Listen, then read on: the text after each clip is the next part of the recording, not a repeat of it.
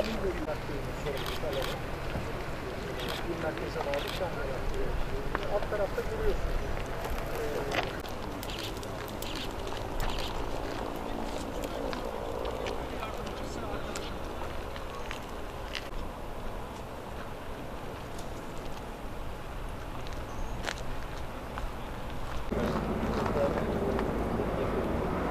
Yok, sizde yok.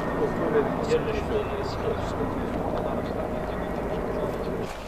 Ne aşamalı?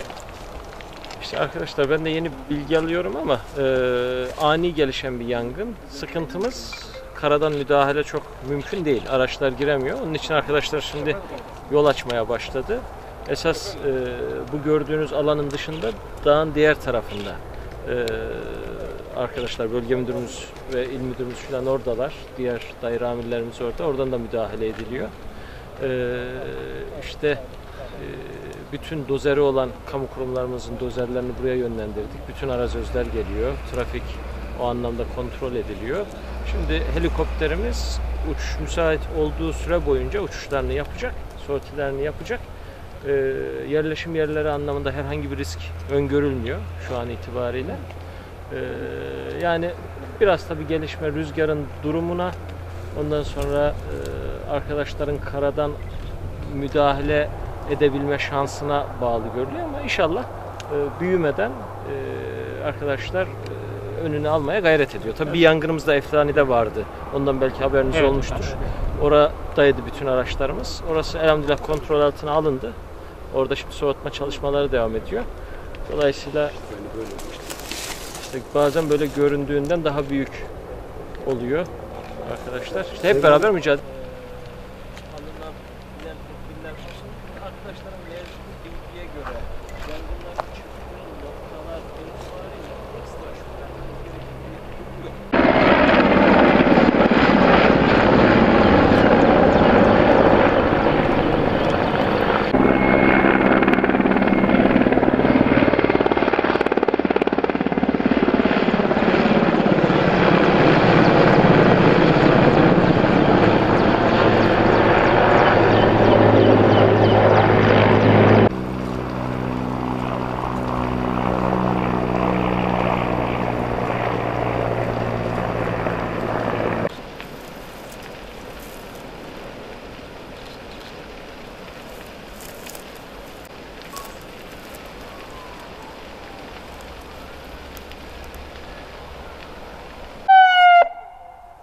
Arıtma tesisinin arka tarafındaki yangın bölgesindeki vatandaşlara duyurulur.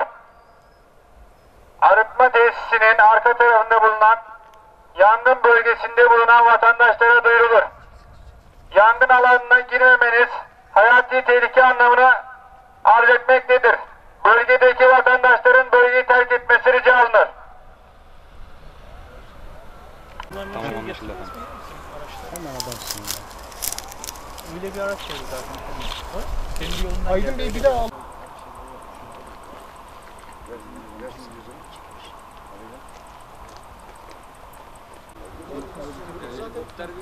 röportaj edecek.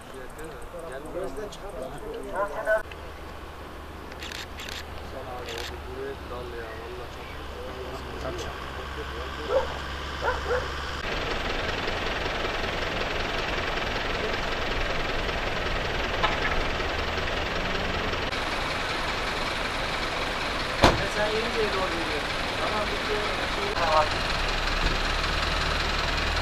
Biz oraya gittik. Nafiz Beyler bulamamış. Geri dönüyor.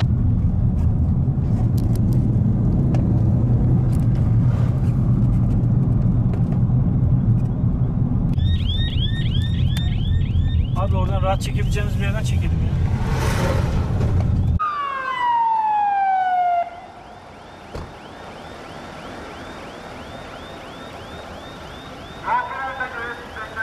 Devam edelim.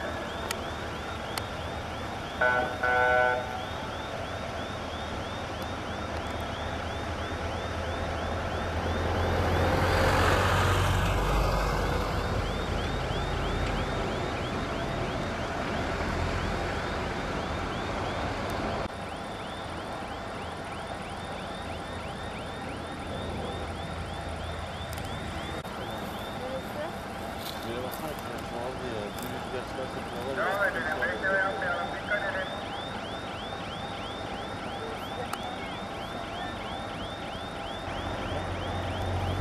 Elif abla eğer birazcık rüzgar olursa Ödemiş'in oraya kadar gideceğimi söylüyor bana.